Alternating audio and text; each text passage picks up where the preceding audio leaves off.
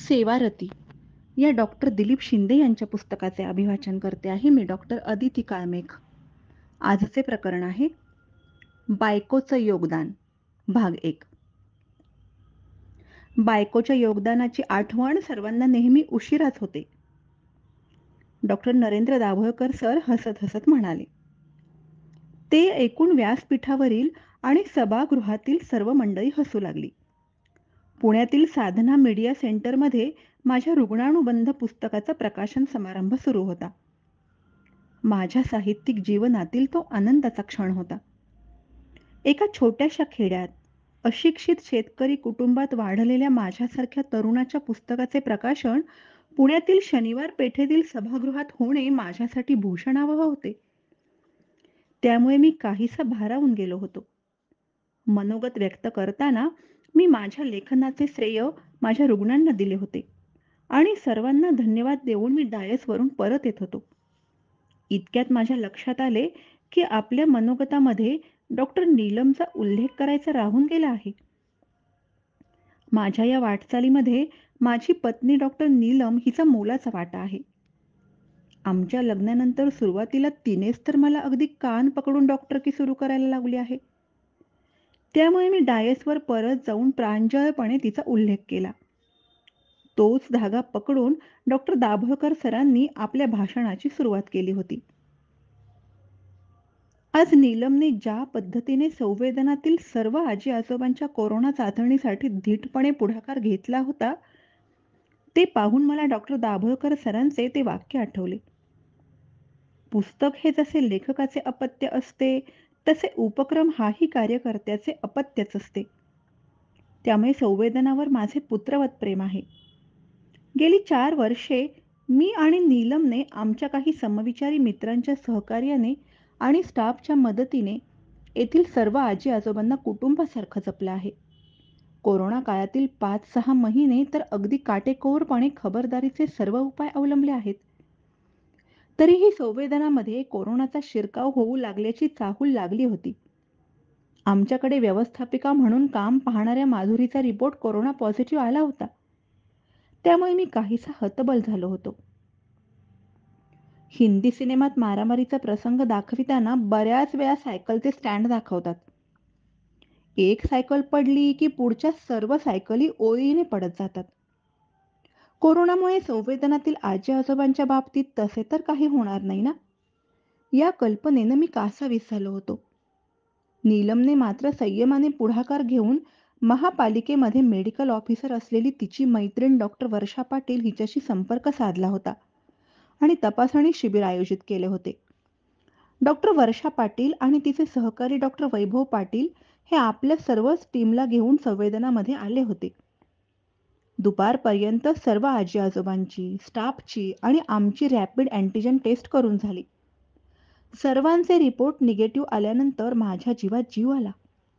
संकोच बाजूला सारून मी नीलमचा हात हातात घेत आनंद व्यक्त केला होता. या आनंद व्यक्त करण्यामध्ये आपण थोडे अधिकच काळजीत पडलो होतो आणि नीलमने मात्र सर्व कसे धीटपणे हाताळले याबद्दलचे कौतुकही होते. यापूर्वीही आमच्या सहजीवनामध्ये असे काही क्षण आले आहेत. एखाद्या कठीण प्रसंगामुळे मी जेव्हा जेव्हा खचलो आहे, तेव्हा नीलमने मला खंबीरपणे सावरले आहे. संवेदना वृद्धसेवा केंद्र सुरू करतानाही तिने मला मनापासून साथ दिली आहे. आपल्या राहत्या घरात वृद्धांसाठी हे केंद्र सुरू करताना तुमच्या पत्नीनं तुम्हाला कशी काय अनुमती दिली? असे लोक सुरुवातीला मला आश्चर्याने विचारायचे. तेव्हा मी त्यांना पटवून सांगायचो की उलट तिनेच पुढाकार घेऊन आमच्या घरात हे केंद्र सुरू करण्यासाठी मला प्रोत्साहन दिलं आहे. चिखलाचे पाय ही एक लेखमाला मी साप्ताहिक साधनामध्ये लिहित होतो. त्यावेळी मी येथील एका वृद्धाश्रमामध्ये व्हिजिटला जायचो. लेखनाच्या निमित्ताने महाराष्ट्रातील काही वृद्धाश्रमांनाही भेटी दिल्या होत्या. वृद्धांचे भावविश्व आणि आपली कौटुंबिक व सामाजिक जबाबदारी या विषयावर मी लिहित होतो. त्यामध्ये मी वृद्धाश्रमातील काही वृद्धांची व्यक्तिमत्वे रेखाटली आहेत. लेखमालेतील लेख वाचून मला अनेक वयोवृद्ध वाचकांचे कौतुकाचे फोन यायचे. पुण्यातील सुलोचना वाणी नावाच्या एक आजी मला लेख वाचून दरवेळी फोन करायच्या. एकदा असाच त्यांचा फोन आला होता.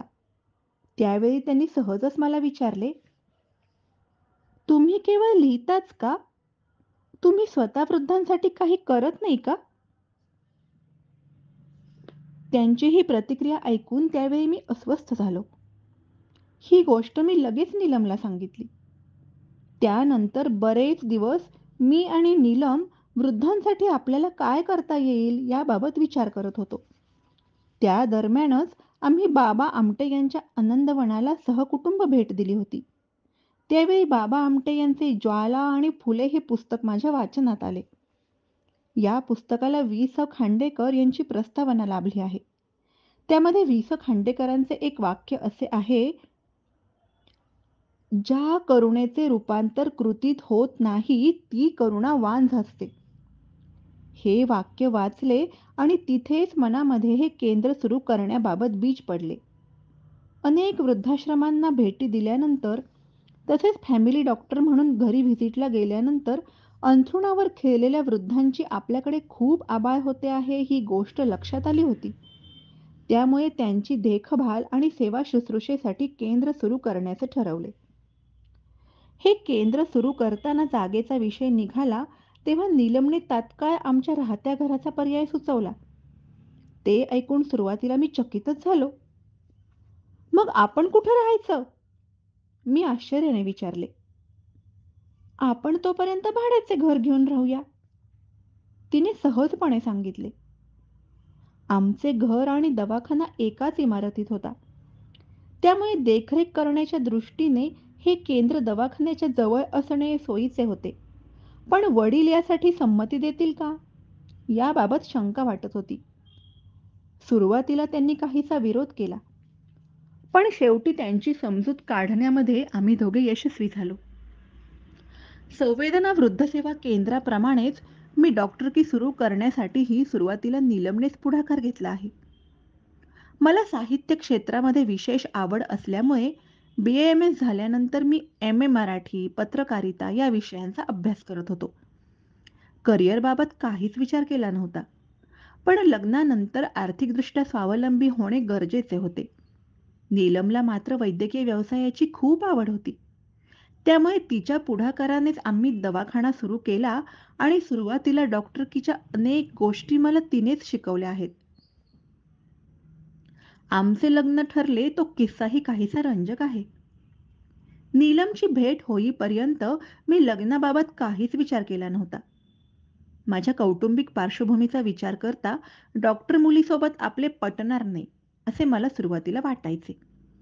त्यामुळे आपण सरळ एखाद्या 10वी-12वी पर्यंतच शिकलेल्या मुलीशी लग्न करावे असे माझ्या मनात होते. दरम्यान BAMS झाल्यानंतर लगेचच एका जवळच्या नातेवाईकांनी फारच आग्रह केला. त्यांचे मन मोडायला नको आणि एक अनुभवही घेऊन बघूया असा विचार करून हे पहिलं स्थळ पाहायला गेलो होतो. त्यावेळी औपचारिकता वगैरे बाजूला ठेवून नीलमशी थोडीफार चर्चा केली. पण नीलमपेक्षा तिच्या वडिलांशीच अधिक गप्पा मारल्या. तिचे वडील मराठीचे प्राध्यापक असल्यामुळे त्यांच्याबद्दल आत्मीयता वाटली. त्यांचा सरळ साधा स्वभावही आवडला. या माणसाच्या संस्कारात वाढलेली मुलगी आपल्याला नक्कीच समजूतदारपणाने साथ देईल असा तेव्हा विश्वासही वाटला. अशा प्रकारे सासरे आवडले म्हणून मी त्यांच्या मुलीला होकार दिला.